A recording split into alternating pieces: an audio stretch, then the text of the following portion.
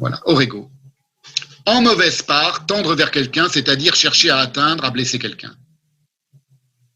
Ça, c'est la notule du Bailly, c'est au mot orego.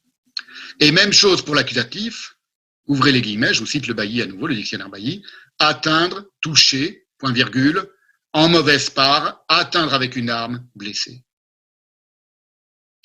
Alors, qu'est-ce que je veux dire par là? Bien sûr, toutes les acceptions du verbe orego ne sont pas nécessairement malfaisantes et hostiles et agressives, mais la mauvaise part existe. Et il est important, selon moi, de savoir en déceler les traces dans l'histoire de la métaphysique. C'est ce que j'essaye de faire depuis le début de ce séminaire, pas seulement dans l'histoire de la métaphysique, mais aussi dans l'histoire de la métaphysique. Autrement dit, non seulement la haine, ce que j'appelle moi l'animosité depuis le début, parce que la haine c'est plus compliqué, c'est trop psychologique et ça désigne des choses très différentes.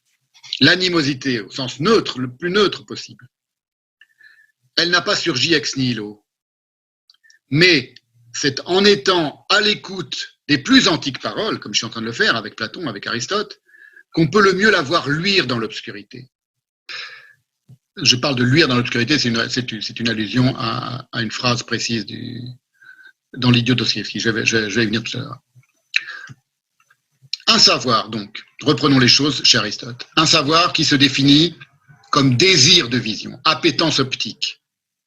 Conformément aux premières lignes de la métaphysique, tous les hommes désirent naturellement savoir, selon la traduction usuelle. Tous les hommes désirent naturellement prendre en vue, selon la traduction de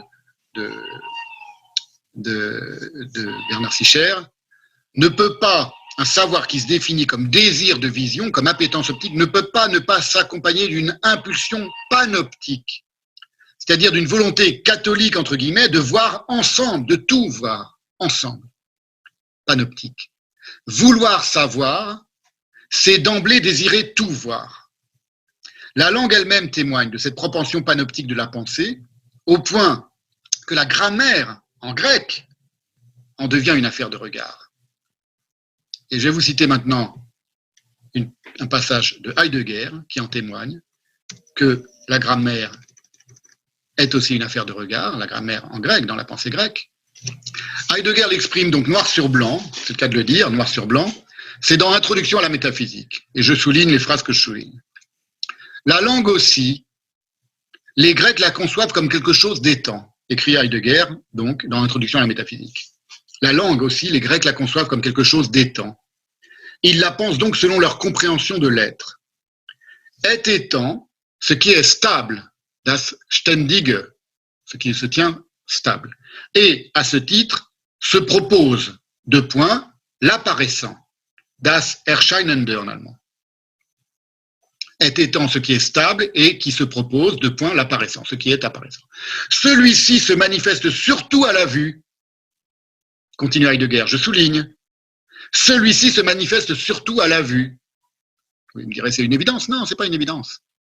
Il y a d'autres civilisations, d'autres pensées, d'autres sagesses qui ne mettent pas la vue de manière prééminente dans l'apparition de ce qui apparaît dans la nature. Il y a des pensées de l'invisible, il y a des sagesses de l'invisible. La pensée juive est entre autres une grande pensée de l'invisible et de l'invisibilité, de l'être, du monde, de la nature.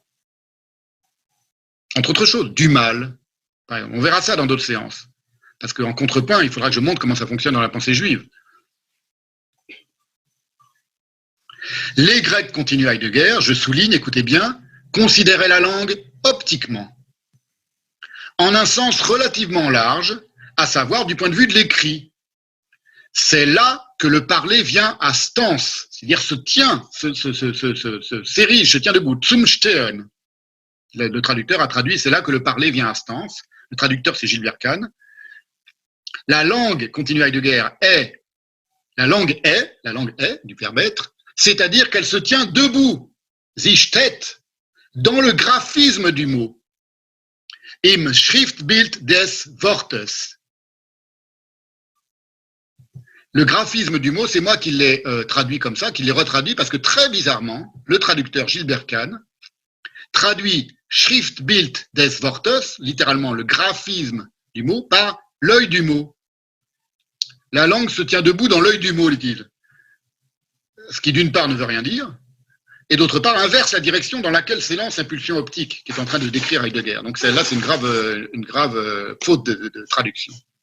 C'est pas l'œil du mot, c'est l'inverse. C'est le graphisme du mot qui se tient debout et qui s'offre à l'œil.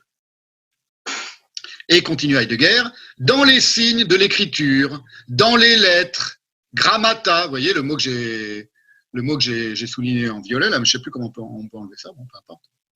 C'est pourquoi la grammaire représente la langue étante, tandis que, dans la pensée grecque, c'est Heidegger qui dit ça, par le flux des paroles, la langue se perd dans l'inconsistant. Donc vous voyez, là aussi, il y a quelque chose qui naît, un rapport, pas conflictuel, mais pas loin, entre la grammaire d'une part et le flux des paroles, où la langue se perd dans l'inconsistant. Lorsqu'Aristote écrit, c'est moi qui dis ça maintenant. Pantes anthropoi tu eidenai oregontai fusei. Tous les hommes ont une tendance à désirer, naturellement, fusei d'après leur règne. Si on traduit cela comme Victor Cousin en 1838 et depuis des siècles, par tous les hommes ont un désir naturel de savoir, on perd toute référence à l'appétence optique, qui est soutenue d'emblée par Aristote comme étant universelle. Pantes anthropoi, tous les hommes. Tous les hommes, ça veut dire tous les hommes. Ça ne veut pas dire nous les Grecs, ça ne veut pas dire moi penseur grec, ça ne veut pas dire Platon et moi, ça veut dire tous les hommes. Pantes anthropoi. Et cela spécifiquement parce qu'il le déclare en grec, et non pas en hébreu ou en chinois ou en inuit. Il ne peut le concevoir comme étant cette appétence optique universelle, Aristote, que parce qu'il le conçoit en grec. Particulièrement en grec. C'est-à-dire qu'il y a quelque chose là qui lui échappe complètement, enfin pas qui échappe à Aristote, mais quelque chose qui ne semble pas avoir été pensé par tous les philosophes du monde, c'est que cette particularité qui s'universalise, elle ne peut le faire que parce qu'on est dans la particularité de la langue grecque. Ce n'est pas une langue universelle, on est d'accord, il n'y a pas de langue universelle. Là aussi, si vous voulez, il y a quelque chose qui s'est transmis dans le conflit entre l'universel et le particulier qui est né avec Platon. Je vous l'avais dit à propos en citant Heidegger tout à l'heure. Cette animosité au cœur du conflit entre l'universel avec un U majuscule et le particulier avec un P majuscule, elle va se propager depuis Platon, via Aristote, et puis en passant dans le christianisme, Saint Jean et Saint Paul, à la guerre menée par le Logos à l'encontre du Davar. Parce qu'il y a eu une guerre menée dans le christianisme, et dès l'Évangile, menée par le Logos à l'encontre du Davar, et elle va se parachever, je vais assez loin dans cette idée-là, dans ce qu'on a appelé la solution finale de la question juive. Endlösung de la question juive, par les nazis évidemment, comme si l'extermination du peuple juif n'était qu'une équation à résoudre, un algorithme à élaborer, et donc en rapport avec la raison. Je vous mets, pourquoi je dis ça? Parce que j'ai été regarder quand même un petit peu l'étymologie de cette histoire de Endlösung de la question juive, de solution de la question juive, de la solution finale de la question juive. Et je vous partage un peu l'écran.